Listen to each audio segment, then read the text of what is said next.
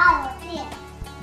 तो ये पिकोलो के प्याज टमाटर काटा है, तो ये पिकोलो के प्याज टमाटर बनाया है।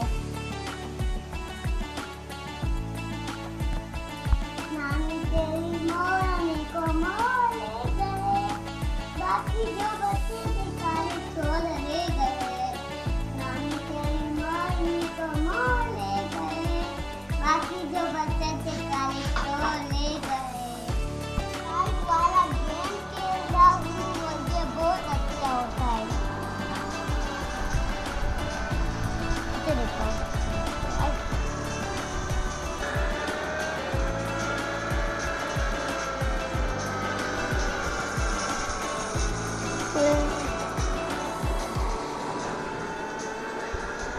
ब्रेक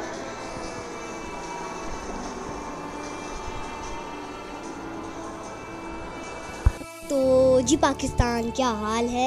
ये नानी ने शोला बनाया था, गरम गरम शोले। तो ये बहुत अच्छा टेस्ट दिया था इसमें, ये बहुत ज़्यादा बनाया था, हम लोगों ने पूरे मोहल्ले में तकसीम किया। तो उम्मीद करती हूँ आप लोग हमेशा खुश रहेंगे और आबाद रहें। अल्लाह हाफिज़।